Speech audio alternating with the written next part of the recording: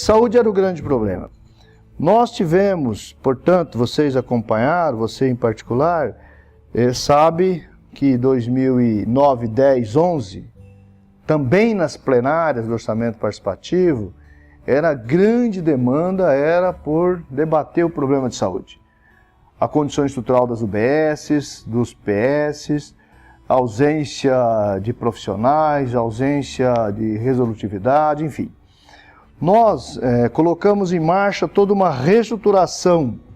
Isso vale para a educação também, vale para a cultura, vale para o esporte, mas no caso da saúde, uma grande reestruturação da rede física dela, né? Ou seja, refazer totalmente as UBS, Unidades Básicas de Saúde, introduzir os agentes comunitários de saúde, introduzir para valer a saúde da família,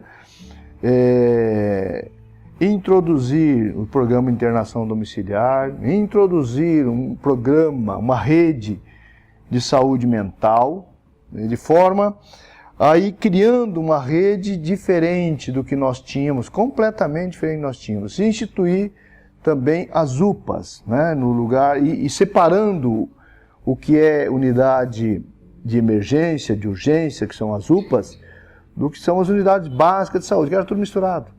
Era uma confusão danada. Confusão danada e as condições totalmente precárias. Eu me lembro que eu e o Arthur Chioro fomos comecinho de fevereiro, 2, 5 de fevereiro, coisa parecida, na UBS da Vila São Pedro.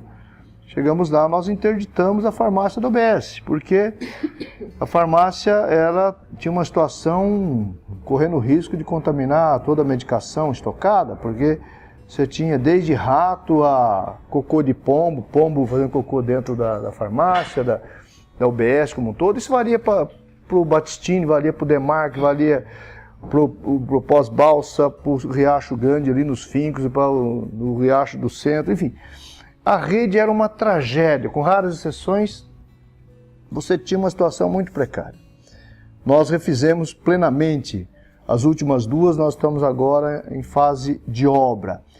As UBS, Hospital de Clínicas, uma revitalizada ainda, né, básica no pronto-socorro e nos 2 hospitais, Anchieta e no HMU, mas muito investimento em recursos humanos, nos profissionais, nas pessoas, para que pudessem fazer um atendimento melhor. Nós praticamente dobramos o efetivo da saúde nesse período, até porque a rede ampliou, enfim. E vamos agora iniciar, no final do ano, a construção do hospital de urgência para substituir o pronto-socorro central. Então a saúde teve uma grande reviravolta.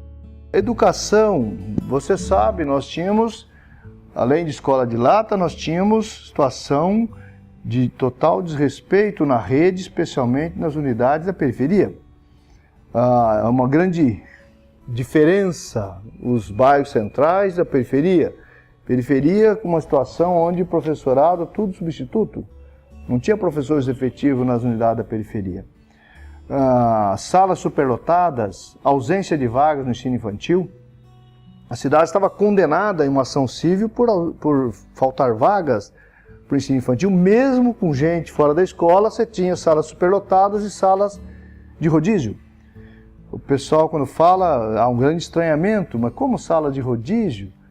Na verdade, você tinha em 33 EMEBs, tinha mais alunos matriculados que as vagas existentes, portanto, uma parte dessa criançada chegava de manhã como se estivesse direto no seu intervalo, e assim ia rodando até todos passar na sala de aula. Então a qualidade, o índice, né, nosso ia lá para baixo, a ponto de nas provas para olhar os indicadores, nesse dia as crianças com deficiência era proibido de ir para a escola, para ver se elevava um pouco o IDEB.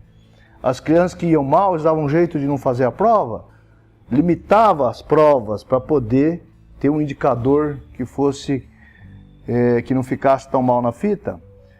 Nossa rede, na nossa gestão, todos os alunos, sem exceção, participam da prova, inclusive as crianças com deficiência, até para analisar o desempenho, o processo de inclusão que nós implantamos também. inicialmente muito reclamado, criticado, operação quase que de guerra para implantar a inclusão, porque o sentimento das famílias, e agora as famílias agradecem, porque as crianças que tinham alguma deficiência, junto com o conjunto das crianças, se desenvolveram muito mais do que vinha se desenvolvendo de forma isolada, né? De forma segregada, na verdade, né? Então esse foi um grande acerto na educação, e nós estamos completando até o final do ano 22.700 novas vagas na educação, sendo 15.000 em creche, ou seja, nós zeramos toda a demanda do ensino infantil, reduzimos a quantidade de alunos por sala de aula nas escolas que tinham superlotação, acabamos com a história de salas de rodízio, e alcançamos o IDEB proposto como meta pelo MEC para 2021, alcançamos em 2013. Habitação é a mesma coisa, né? Evidentemente a habitação tem ainda uma ansiedade de muitas famílias do que vai acontecer para o futuro. Se o próximo governo dá continuidade ao que nós fizemos ou não, né? Porque é impossível atender a demanda de habitação na sua plenitude em 8 anos. Aqui, a lógica de lá de pensar os vários PPAs, né? É preciso de mais 3 PPAs para resolver na plenitude do mapa que nós fizemos lá no começo do mandato, né? Porque nós investimos desses 2 PPAs a magnitude de mais de 8% do orçamento da cidade em habitação social. A média das cidades brasileiras é de 0,7 para 8,3. Né? Se os próximos 3 PPAs, né, os próximos 3 períodos de governo, manter essa magnitude, nós podemos ter um problema de escassez habitacional, de saúde, de habitação precária, desrespeitosa na cidade, totalmente virado à parte, totalmente resolvido até 2028. Agora, a grande precariedade nós já resolvemos, porque é bom lembrar que nós tínhamos pessoas morrendo, literalmente morrendo nas áreas de risco da cidade, 8 pessoas que faleceram no único ano, em 2005, janeiro de 2005, as pessoas que viviam precariamente nos alojamentos, né, para ter uma ideia, nós estamos falando de 8 famílias por uma única unidade sanitária. Então pensa, 8 famílias, um único banheiro, né? Banheiro coletivo, de forma que era desesperadora uma visita em um alojamento dessas pessoas que estavam, né, centenas de pessoas, centenas de famílias, aliás, nessas condições. Enfim, as áreas de risco, regularização fundiária, né? Nós eliminamos muita área de risco. Hoje nós não temos na cidade nenhum alojamento, nenhuma família morando em alojamento, não temos nenhuma unidade habitacional em risco 4, né? A classificação lá, risco 1, 2, 3, 4, não temos nenhuma em risco 4, risco 4 é risco iminente. Nós tínhamos muitas famílias nessa condição quando assumimos. Então nós demos um grande passo aqui na solução. Cultura, nós em 2019 tinha um teatro em funcionamento de forma precária, Elis Regina, que precisa de uma revitalização de verdade, né? Mas o Cacilda Beck estava fechado, Lauro Gomes estava fechado, o Abílio estava fechado, o CREC do Bahia estava fechado, enfim. Você tem o esporte de alto rendimento, né? Que são esses atletas que chegam lá, mas o principal é formar cidadão e cidadã.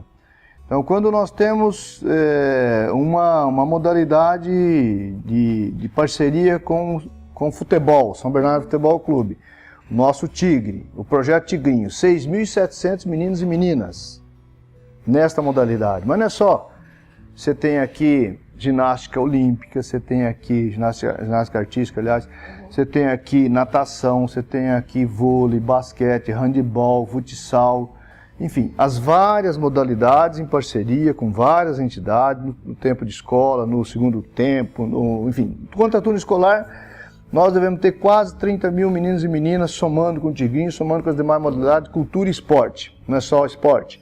Você tem leitura, estímulo à leitura, contação de histórias, tem um monte de atividades aqui que ocupa essa garotada, meninos e meninas, nessa oportunidade que ajuda a melhorar o desempenho na educação, a sua disciplina e o seu sonho de se tornar um atleta, por que não? É natural que as crianças vejam um Diego Hipólito e sonhem ser um atleta olímpico. Veja, você tem uma situação onde nós vamos terminar um mandato, ele é de forma bastante, vamos ter que nos sacrificar bastante aí, uma coisa por conta do momento econômico. Você tem uma grande queda da arrecadação da cidade, da receita do Estado, da União, enfim. Você tem aí uma dificuldade orçamentária gritante aqui, né?